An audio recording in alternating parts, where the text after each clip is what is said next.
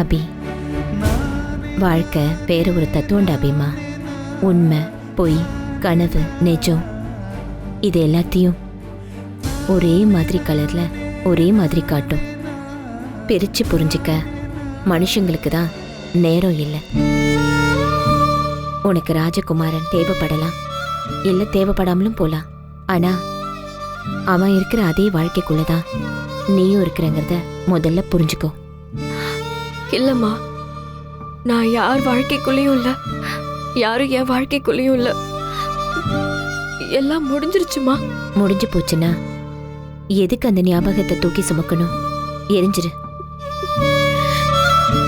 எல்லா ஞாபகத்தையும் தொடச்சி எரிஞ்சிரு அபி. கண்ணீர் மாதிரி சட்டுன்னு அப்படி வெளியே எரிஞ்சிட முடியாது. அது கஷ்டம், ரொம்ப கஷ்டம். ஆனா அவமானத்தை கடக்கிறது ரொம்ப ரொம்ப கஷ்டமா இருக்குமா?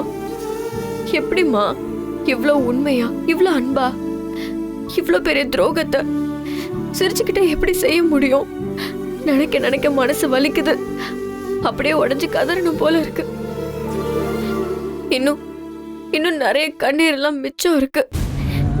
நெஞ்சு வெடிக்க அப்படியே கத்தணும் போல இருக்குமா? அபி, அப்ப அழுதுரு. எல்லாத்தையும் கண்ணீரா மாத்திட முயற்சி பண்ண.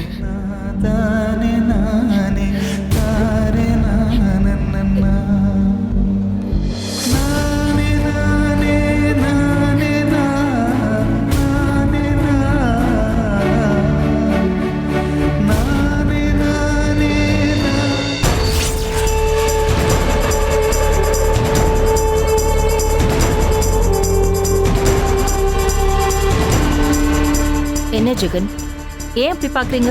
இல்லை பேபி, காரில் கிளம்புறப்போ உன் முகத்தில் அவ்வளோ சந்தோஷம் இருந்தது. ரொம்ப நாள் பிறகு உன் உண்மையான அழகு நான் பார்த்தேன்.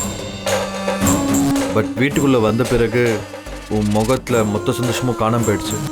காணாம போல, துரத்திட்டேன். என் சந்தோஷத்தை எல்லாம் துரத்தி அடிக்க வச்சுட்டாங்க. அசோக்கும் அவன் அம்மாவும் நான் சந்தோஷமா இருக்கிற மாதிரி எங்கே நடந்துக்கிறாங்க? அவனாவே சொல்வான்னு பார்த்தா அதுவும் நடக்கல. சரி, கோவத்துல கிளம்பி போய் அபியே அது சொல்வான்னு பார்த்தா அதுவும் நடக்கல. சரி, நீலாம்பரி நம்ம அட்வைஸ கேட்பான்னு பார்த்தா அவங்க திரும்பவும் அசோக் கிட்ட நீ நிதானமா நல்ல முடிவாயிடுன்னு சொல்றாங்க. அசோக் பற்றி நீ சொன்னது எல்லாமே கரெக்ட் பேபி.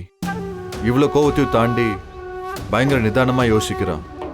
அபியை மறுபடியும் வேலைக்கு வர வைக்க ஏதோ ஐடியா வச்சிருக்கான். கிரிமினல் பேபி அவன். அசோக் ப்ரீ பிளான்டா என்ன வேணாலும் வச்சுக்கிட்டோம். ஆனா நாம ஒரு சின்ன ஃபியூச்சர் பிளான் பண்ணியே ஆகணும். அப்புறம் இன்னைக்கு அபிக்கு சப்போர்ட்டா ஒருத்தன் வந்தானே, அவ ஃப்ரெண்டு, அவன் பேர் என்ன? ரகு. ரகு. அந்த ரகுக்கு அபி மேல என்ன அவ்வளோ அக்கறை?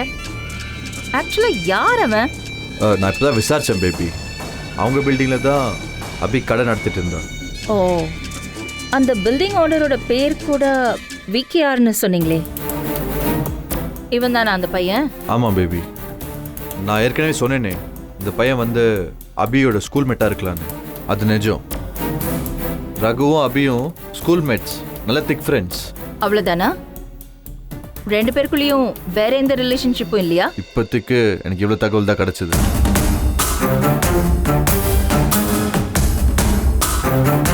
என்ன பேபி?